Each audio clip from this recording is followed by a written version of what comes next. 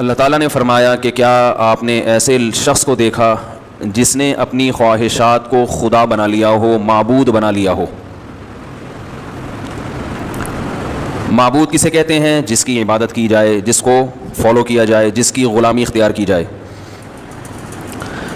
دنیا میں ہر دور میں انسان کا کوئی نہ کوئی معبود رہا ہے، کوئی نہ کوئی معبود رہا ہے، کوئی نہ کوئی خدا رہا ہے۔ جو اللہ کا انکار کرنے والے لوگ ہیں، جو اللہ کو نہیں مانتے بلکہ کسی خدا کو مانتے ہی نہیں ہیں، وہ یہ کہتے ہیں دیکھو یہ تو انسان کی گڑی ہوئی باتیں ہیں کہ کوئی گاڈ ہے۔ انسان کو جب کسی چیز کی لاجک سمجھ میں نہیں آتی تھی تو وہ کس کے کھاتے میں ڈال دیتا تھا؟ خدا کے۔ تو جیسے بہت سارے جھوٹے معبود بہت ساری قوموں نے بنائے، تو عربوں نے بھی ایک بنا لیا اور اس کا نام رکھ لیا اللہ۔ تو انہوں نے یہ دعویٰ کیا کہ جیسے وہ جھوٹے خدا غلط تھے تو عربوں نے بھی ایک خدا بنایا اور اس کا نام رکھ دیا اللہ، تو یہ بھی کیا ہے؟ معاذ اللہ غلط ہے۔ تو یہ کائنات گاڈ لیس ہے۔ یہ میری اپنی بنائی ہوئی انگریزی بھی ہوتی ہے، گاڈ لیس ویسے کچھ لفظ کبھی ڈکشنری میں سنا نہیں ہے، لیکن جب کولیسٹرول فری کوئی چیز ہو سکتی ہے تو گاڈ فری بھی بنانے میں کوئی حرج نہیں ہے نا، خود ہی بنا لو۔ ڈکشنری میں آ جائے گا، اگلا ایڈیشن جب ڈکشنری کا شائع ہوگا تو اس میں گاڈ فری بھی کیا خیال ہے بھائی آ جائے گا۔ میں تھائی لینڈ میں تھا تو وہاں ایک آدمی سے ملاقات ہوئی، تو میں نے ویسے ہی اس سے انٹرویو لینا شروع کیا کہ تمہارا مذہب کیا ہے؟ تو اس نے کہا میں فری تھنکر ہوں، فری تھنکر۔ میں نے یہ لفظ پہلی دفعہ سنا تھا۔ میں نے یہ کیا ہوتا ہے؟ فری کا مطلب تو فری ہے، تھنک سوچ کو کہتے ہیں، تھنکر سوچنے والا۔ تو مجھے کچھ سمجھ میں نہیں آیا، فری تھنکر یعنی کچھ سوچتا ہی نہیں ہے، ہر قسم کی تھنکنگ سے کیا ہے بولو بھائی فری۔ تو میں نے کہا یہ تو بہت ہی فری ہو رہا ہے، یعنی یہ تو فری ہونے کی انتہا ہو گئی کہ آپ کی کوئی تھنک ہو ہی نہیں۔ تو وہاں مجھے لوگوں نے بتایا کہ ایک تو ہوتا ہے ایتھیسٹ، ایتھیسٹ تو جو اللہ کا انکار کرتا ہے۔ تو فری تھنکر سے اس کی مراد یہ ہے کہ نہ یہ انکار کرتا ہے نہ یہ اقرار، یہ کہتا ہے کوئی نظریہ رکھنا سرے سے ضروری ہے ہی نہیں، کوئی نظریہ کوئی کانسیپٹ رکھو ہی نہیں۔ یعنی اس بحث میں پڑھنے کی کیا ضرورت ہے کہ اللہ ہے یا اللہ نہیں ہے، اس کائنات کو کسی نے بنایا ہے یا بنایا نہیں ہے؟ کیونکہ اگر یہ کہو گے کہ بنایا ہے تو جو انکار کرتے ہیں کہ نہیں بنایا یہ خود سے بنی ہے، وہ آپ سے بحث میں الجھیں گے۔ اور اگر آپ یہ کہتے ہو کہ اس کائنات کو کسی نے نہیں بنایا خود سے بنی ہے، تو مذہبی لوگ آپ سے بولو نا بھائی بحث کریں گے نا، وہ دلائل سے ثابت کریں گے کہ اللہ ہے، اور آپ کہتے ہو نہیں ہے تو جو ہے والے ہیں وہ ثابت کریں گے، آپ کہتے ہو کہ ہے تو جو نہیں والے ہیں وہ ثابت کریں گے۔ تو اپنے آپ کو اس قسم کی تمام ٹینشنوں سے کیا رکھو میرے بھائی، فری ہو کے زندگی گزارو۔ جب کوئی آپ سے آگے پوچھے کہ کوئی اس کائنات کو بنانے والا ہے، آپ کو کیا کرنا ہے بھائی؟ اگر ہے تو کیا کریں؟ کوئی پوچھے کہ نہیں ہے تو بھائی ہم یہ بھی نہیں کہتے نہیں ہے، ہوگا تو ہوگا، نہیں ہے تو نہیں۔ تو ہم نے کیا کرنا ہے بھائی؟ ہم نے یہ کرنا ہے کہ میرا پیٹ کیسے بھرے گا، میرے بچوں کا پیٹ کیسے بھرے گا، لائف کو ہم انجوائے، بولنے کوئی پابندی نہیں ہے بھائی، ہم نے مزے کی زندگی گزارنی ہے۔ کیونکہ ان کا یہ کانسیپٹ ہے کہ جو اللہ کو مانتے ہیں وہ بھی پیٹ کی فکر کرتے ہیں، جو نہیں مانتے بولو نا وہ بھی پیٹ کی فکر کرتے ہیں، جو خدا کو مانتے ہیں وہ بھی کھانے پینے کی فکر کرتے ہیں، جاب تلاش کرتے ہیں، ترقی کی کوشش کرتے ہیں، جو نہیں مانتے وہ بھی ترقی کی کوشش۔ تو کرنا کیا ہے؟ تو اسے کیا کہتے ہیں؟ تمام قسم کی تھنکنگ سے فری۔ تو یہ ہیں فکر لیس لوگ، انہیں کیا کہیں گے؟ فکر لیس، انہیں کوئی ٹینشن سرے سے ہے ہی نہیں۔ وہ الگ بات ہے کہ سب سے زیادہ ٹینشن میں یہی ہوتے ہیں، سب سے زیادہ ٹینشن میں یہی ہوتے ہیں، اس لیے کہ جب اللہ کو اپنی ڈکشنری سے نکال دیا تو پھر انسان کے سامنے اندھیرے ہیں اندھیرے، اسے گائیڈنس ہی نہیں ہوتی، اسے پتہ ہی نہیں چلتا صحیح کیا ہے غلط کیا ہے، میں غلط کر رہا ہوں میں صحیح کر رہا ہوں۔ ہر چیز میں وہ عقل سے فیصلہ کرے گا اور عقل اس کو تباہ و برباد کر دے گی، کیونکہ عقل سے بہت ساری چیزیں حل نہیں ہوتی۔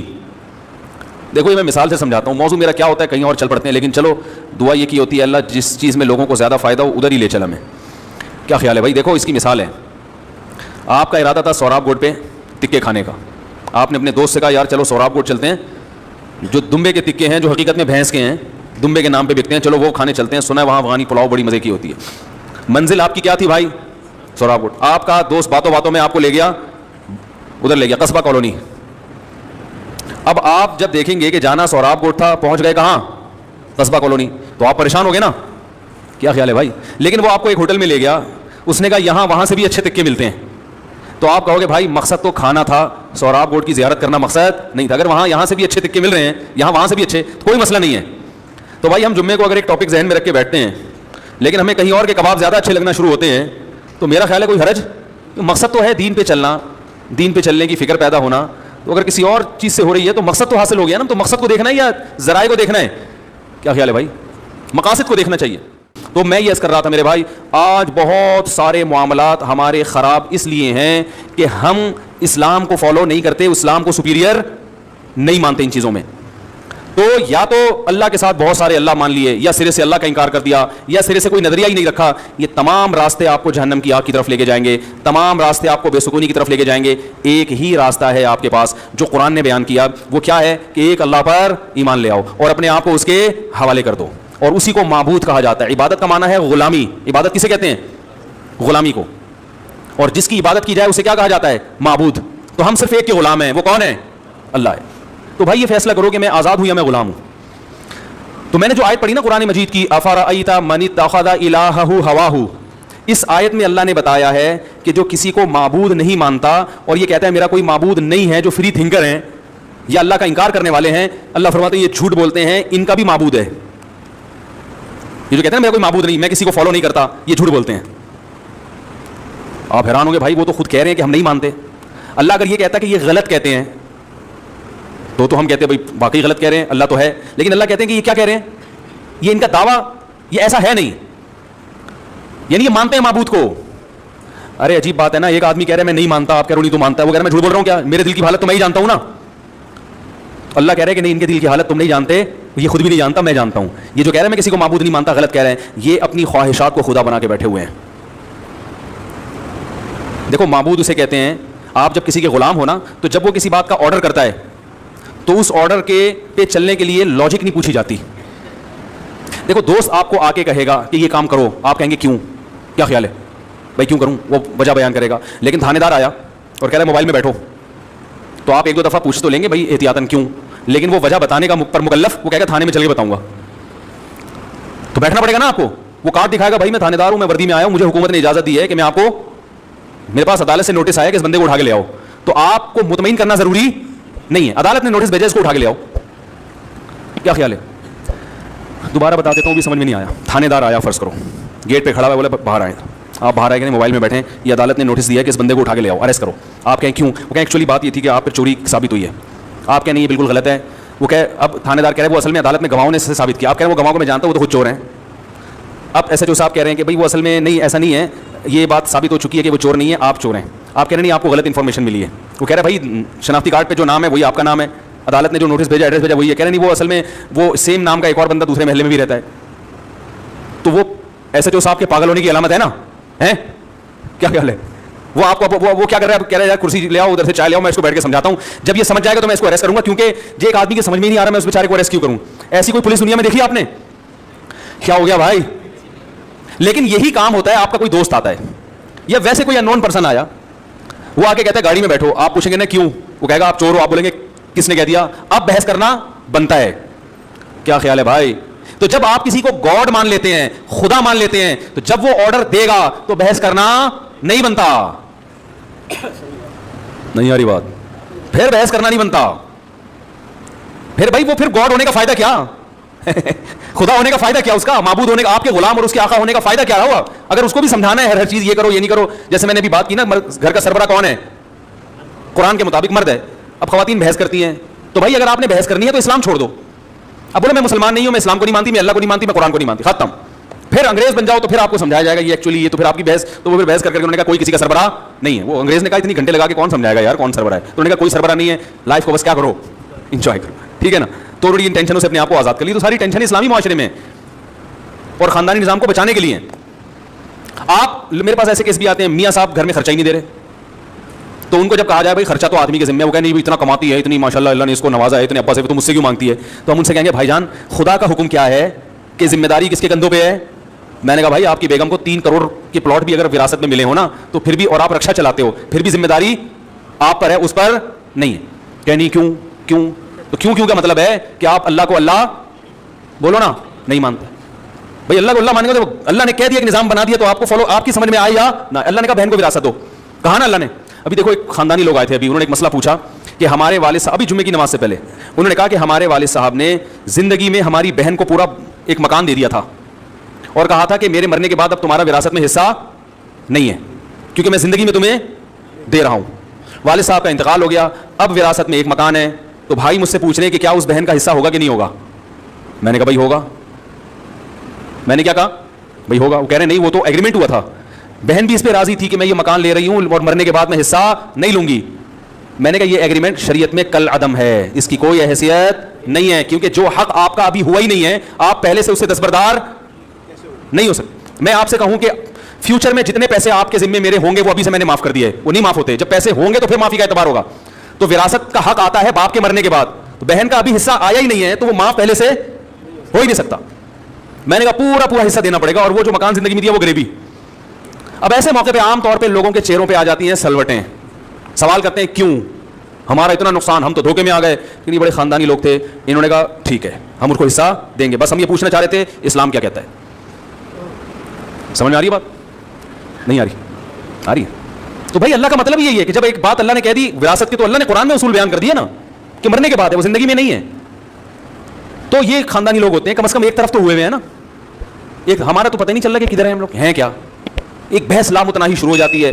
تو جب اللہ کو اللہ مان لیا تو اللہ کے احکام میں یہ کہنا کہ کیوں انشورنس حرام ہے نا, کیوں اسلام میں صحیح بخاری صحیح مسلم کی حدیثیں ہیں, غرر بھی حرام, قمار جوا بھی حرام اور سود بھی حرام.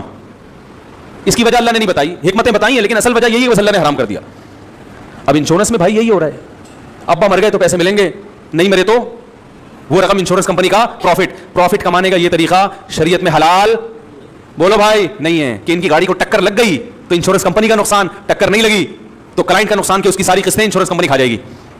یہ کون سا طریقہ پیسے کمانے کا بھائی. ایک صاحب مجھے کہنے لگے میرا اس بیٹے کی میں نے انشورنس کروائی ہوئی ہے کروڑ روپے کی, یہ مر گیا کروڑ روپے ملیں گے. میں نے کہا یہ کون سا طریقہ ہے, بچہ مر گیا تو کروڑ روپے مل رہے ہیں اور نہیں مرا تو فائدہ کس کا, انشورنس کمپنی کا, جو آپ کی قسطیں ہر مہینے جا رہی ہیں. یہ تو قمار ہے, پیسے گئے تو حادثہ ہو گیا تو پیسے آ گئے, نہیں ہوئے تو پیسے, یہ باہمی تعاون نہیں ہے, بزنس ہے یہ, اور یہ حرام طریقے کا بزنس ہے. تو اب جن کو بتا دو نا بھائی اللہ کا قانون ہے انشورنس حرام ہے, وہ کہتے ہیں بھائی میں جاب چھوڑ دوں گا ختم, یا میں توبہ کروں گا اللہ سے, غلط کر رہا ہوں میں. سود حرام ہے بھائی, سودی بینک میں جاب بھی حرام ہے, یار توبہ کروں گا, دعا کریں مولوی صاحب. یہ تو انسانوں والا طریقہ ہوتا ہے. اور کیوں کیوں کیوں, یہ اس کی علامت ہے کہ آپ اللہ کو اللہ نہیں مانتے. اور جو اللہ کو اللہ نہیں مانتا, پھر قرآن کہتا ہے وہ اپنی خواہشات کو اللہ مانتا ہے. اس کا دل جو چاہے گا پھر وہ اس سے لاجک نہیں پوچھے گا.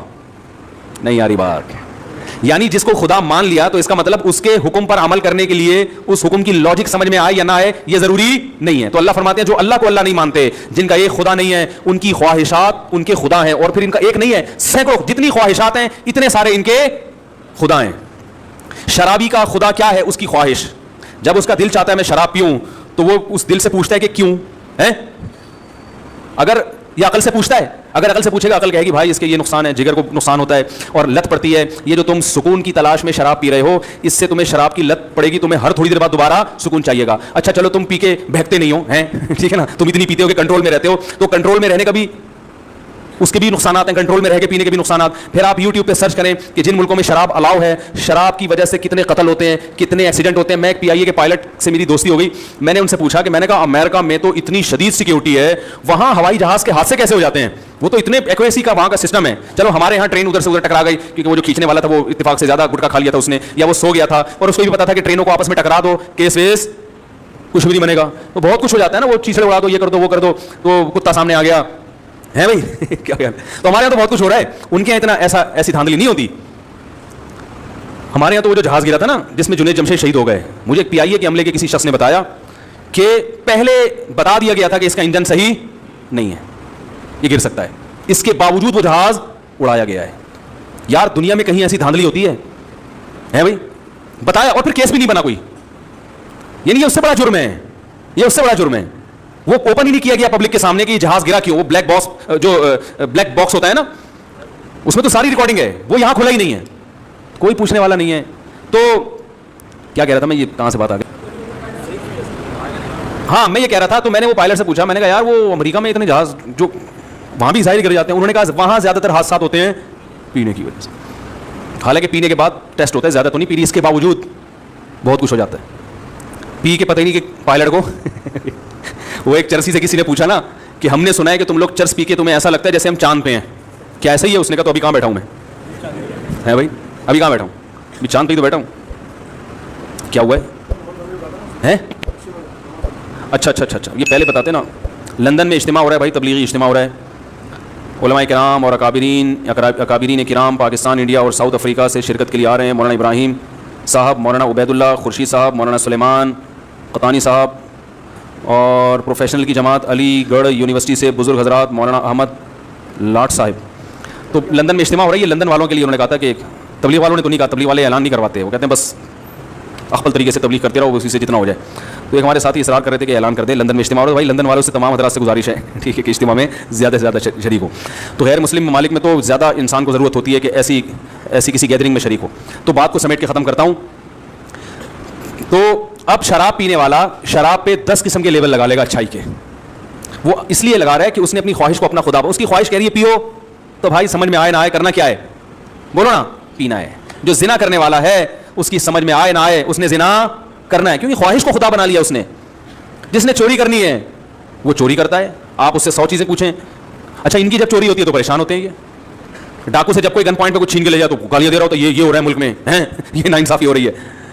تو یہ جب اپنے ماں باپ کے ساتھ برا سلوک کرتے ہیں تو اس کو جائز قرار دے دیتے ہیں, لیکن ان کا چھوٹا بھائی بھی ان سے بدتمیزی سے بات کرے تو ان کا میٹر گھوم جاتا ہے. تو جو اللہ کو رب نہیں بناتا وہ کس کو خدا بناتا ہے بھائی؟ وہ خواہشات. تو یہ خواہشات ہیں جن کے پیچھے دنیا چل رہی ہے. تو انہی لوگوں کے بارے میں قرآن نے کہا اولئک کالانعام, یہ جانوروں اور چوپایوں کی طرح ہیں, کیونکہ خواہشات کو خدا جانور بناتا ہے, انسان نہیں بنا. جانور کا جب جو دل چاہے گا نا اس کی لاجک نہیں دیکھتا. آپ دیکھیں درندے کیسے جانوروں کو بے دردی سے کھاتے ہیں. جنگل میں آپ دیکھیں کہ کسی جانور کا شکار کیا, انسان جب جانور کاٹتا ہے چھری گلے پہ چلائے گا اس کے, تاکہ تکلیف کم سے کم ہو, بلڈ نکلے تو جلدی اس کی روح نکل جائے. لیکن جانور جب کسی کو کاٹتے ہیں تو کچھ تو گردن سے پکڑتے ہیں, کچھ جہاں سے آ جائے بس پکڑ کے چیر پھاڑ شروع کر دیتے ہیں. تو ان کو اپنی خواہشات پوری کرنی ہے, تبھی ان کو درندے کہا جاتا ہے. انہیں کسی میں رحم یا کچھ ایسا جذبہ نہیں ہے ان کے اندر. اس لیے اللہ نے فرمایا کہ جو اپنی خواہشات کو پورا کرتے ہیں اولئک کالانعام, یہ جانوروں کی طرح چوپایوں کی طرح, بل ہم اضل, بلکہ ان سے بھی زیادہ بدتر, کیونکہ اس کو تو اللہ نے سمجھ دی ہے, انہیں سمجھ نہیں دی. یہ تو مہذب ہے, وہ مہذب نہیں ہے. تو اللہ کی نظر میں خواہشات کے پیچھے چلنے والا گدھوں اور کتوں سے بدتر, چاہے وہ 3 پیس اور سوٹ اور ٹائی میں کیوں نہ گھومے. ہمارے ہاں انسان کی عزت کا معیار اس کا لباس اور دولت بن چکی ہے. اچھا سوٹ ہوگا, لباس اچھا ہوگا, گاڑی اچھی ہوگی, لوگ کہتے ہیں ماشاءاللہ بڑا اچھا انسان ہے بھائی, اس کے ساتھ رشتے بھی کریں گے, اس کے ساتھ دوستی بھی کریں گے. رکشے اور ٹماٹر بیچنے والوں کو لوگ اچھا انسان نہیں سمجھتے. اور جو سچ بول رہا ہوگا, اپنی خواہشات کو خدا نہیں بنایا, ایک نظریاتی انسان ہے, ایک ویژن ہے اس کا, اس ویژن کو سامنے رکھ کر زندگی, اور ویژن اچھا صحیح ویژن ہے, اس کو سامنے رکھ کر زندگی گزار رہا ہے, تو میرے بھائی اس کو لوگ اچھا انسان نہیں سمجھتے. وہ اس کی غربت کو دیکھتے ہیں, اس کے کپڑوں کو دیکھتے ہیں, اور اس کی جو ہے نا جہالت کو دیکھتے ہیں. جہالت سے مراد جس کو عرف میں جہالت, حالانکہ وہ شریعت کی نظر میں وہ پڑھا لکھا ہے.